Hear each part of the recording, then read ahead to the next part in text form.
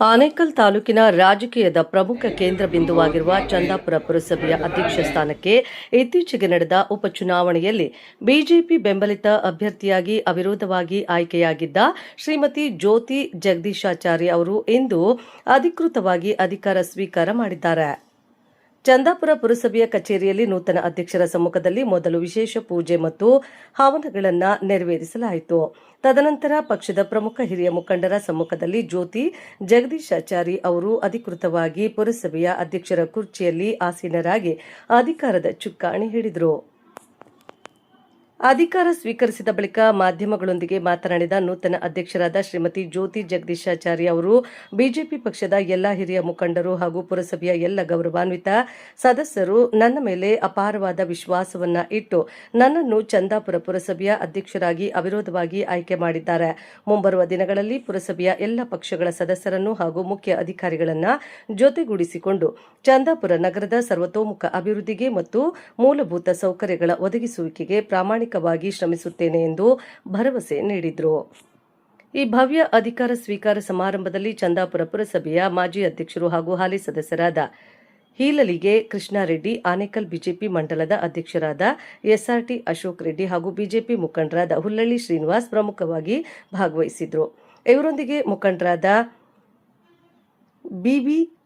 Bibi John, ರಜು, ಹಳೆ ಚಂದಾಪುರ ರಮೇಶ್, ಲಕ್ಷ್ಮೀಸಾಗರ ಬಾಬು ರೆಡ್ಡಿ, ಬನಹಳ್ಳಿ ಸೋಮಶೇಖರ್ ರೆಡ್ಡಿ, ವರದರಾಜ್, ನಂಜಾರೆಡ್ಡಿ, ಶ್ರೀನಿವಾಸ್ ರೆಡ್ಡಿ ಮತ್ತು ಮುಖ್ಯ ಅಧಿಕಾರಿ ರಮೇಶ್ ರಾಜ್ ಸೇರಿದಂತೆ ಪುರಸಭೆಯ ಎಲ್ಲಾ ಸದಸ್ಯರು, ನಾಮಿನಿ ಸದಸ್ಯರು, ಕಾಂಗ್ರೆಸ್ ಹಾಗೂ ಬಿಜೆಪಿ ಮುಖಂಡರುಗಳು ಮತ್ತು ಪುರಸಭೆಯ ಸಿಬ್ಬಂದಿ ವರ್ಗದವರು ಉಪಸ್ಥಿತರಿದ್ದು ನೂತನ ಅಧ್ಯಕ್ಷರಿಗೆ ಹೂಗುಚ್ಛ ನೀಡಿ ಶುಭ ಹಾರೈಸಿದರು.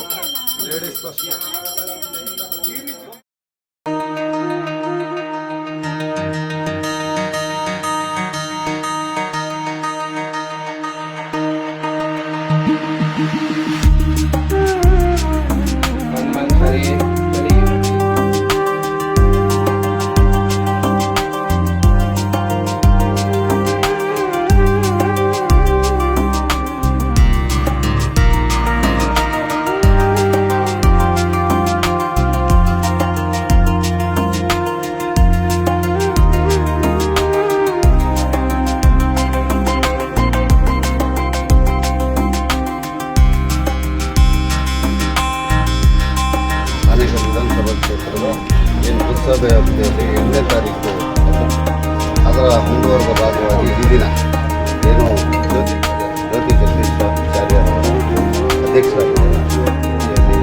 ಒಂದು ಪದ ಅಧ್ಯಕ್ಷ ಪೂಜೆ ಕಾರ್ಯಕ್ರಮಗಳು ನಾವೆಲ್ಲ ಬಂದಿದ್ದೇವೆ. ಅವರ ಶುಭವನ್ನು ಚಂದಾಪುರ ಪುರಸಭೆಯಲ್ಲಿ ಹಲವಾರು ಸಮಸ್ಯೆಗಳಿದೆ, ಹಲವಾರು ಸಮಸ್ಯೆ ಅದನ್ನೆಲ್ಲ ಬಗೆಹರಿಸಿ ಜನಸಾಮಾನ್ಯರಿಗೆ ಒಳ್ಳೇದು ಮಾಡಲಿ ಅಂತೇಳಿ ಆಗುತ್ತೆ. ಅವರಿಗೆ ಆರೋಗ್ಯ ಆಯ್ಕೆ ಶಕ್ತಿ ನಮಗೆ ಮತ ಆಯ್ಕೆ ಅಧ್ಯಕ್ಷರು ಮಾಡಿದಂಥ ಎಲ್ಲ ಭಾರತೀಯ ಜನತಾ ಪಾರ್ಟಿಯ ಸದಸ್ಯರ ಜೊತೆಯಲ್ಲಿ ಕರ್ಕೊಂಡೋಗಿ ಅವರಿಗೆ ಅವರ ವಾರ್ಡಲ್ಲಿ ಅವರ ಕಾಮಗಾರಿಗಳು ಸರ್ವತೋಮುಖ ಅಭಿವೃದ್ಧಿಗೆ ಅವರಿಗೆ ಅಧ್ಯಕ್ಷರಾದಂಥವ್ರು ಆ ಸದಸ್ಯರನ್ನ ಒಳಗೊಂಡು ಜೊತೆಯಲ್ಲಿ ಹೋಗಿ ಮತ್ತು ಎಲ್ಲ ನಾಗರಿಕ ಅಧ್ಯಕ್ಷರಾಗಿ ಅವರು ಪ್ರೀತಿ ವಿಶ್ವಾಸನ ನಡ್ಕೊಳ್ಳಿ ಅಂತ ತಮ್ಮ ಮಾಧ್ಯಮ ಶುಭ ದಿನ ಅಂತಲೇ ಹೇಳ್ಬೋದು. ಮೊನ್ನೆ ಅಷ್ಟೇ ಎಲೆಕ್ಷನ್ ಆಗಿದೆ. ನಾನೆಲ್ಲರೂ ಸದಸ್ಯರು ಎಲ್ಲ ಬಿಜೆಪಿ ನನಗೆ ಅಧಿಕಾರ ಸ್ವೀಕಾರ ಮಾಡಲಿಕ್ಕೆ ಒಂದು ಅವಕಾಶ ಮಾಡಿಕೊಟ್ಟಿದ್ದಾರೆ. ಎರಡೆರಡು ಖುಷಿ ಏನಂತಂದರೆ, ನರೇಂದ್ರ ಮೋದಿ ಅವರು ಕೂಡ 12 ವರ್ಷಗಳ ಕಂಪ್ಲೀಟ್ ಮಾಡಿ 3ನೇ ಅವಧಿಗೆ ಕಾಲಿಟ್ಟು ಅದೊಂದು ತುಂಬ ಸಂತೋಷದ ವಿಷಯ.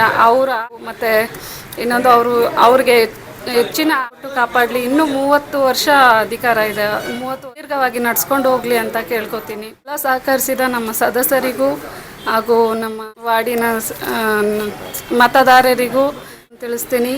ನಾನು ಈ ಸ್ಥಾನಕ್ಕೆ ಸ್ವೀಕರಿಸಿ ತುಂಬ ಖುಷಿಯಾಗಿದೆ.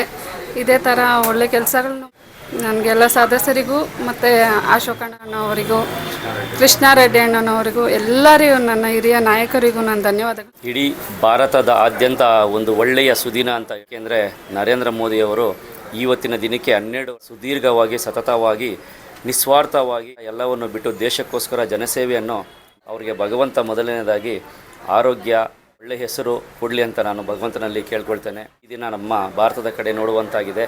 ಅದಕ್ಕೆ ಕಾರಣ ಅಂತ ಹೇಳಿದ್ರೆ ಮೋದಿಯವರಂದರೆ ತಪ್ಪಾಗೋದಿಲ್ಲ.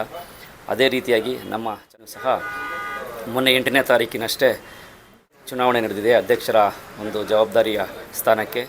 ನಮ್ಮ ಶ್ರೀಮತಿಯವರಾದ ಜ್ಯೋತಿಯವರಿಗೆ ಈ ಒಂದು ಅವಕಾಶವನ್ನು ಕಲ್ಪಿಸಿಕೊಟ್ಟು BJPಯ ಎಲ್ಲ ನಾಯಕರಿಗೂ ನಾನು ಧನ್ಯವಾದಗಳನ್ನು ಹೇಳೋಕ್ಕೆ ಇಷ್ಟಪಡ್ತೇನೆ. ಎಲ್ಲ ಪುರಸಭಾ ಸದಸ್ಯರಿಗೂ ಸಹ ನಾನು ತುಂಬು ಹೃದಯ ಧನ್ಯವಾದಗಳನ್ನು ಹೇಳೋಕ್ಕೆ ಇಷ್ಟಪಡ್ತೇನೆ.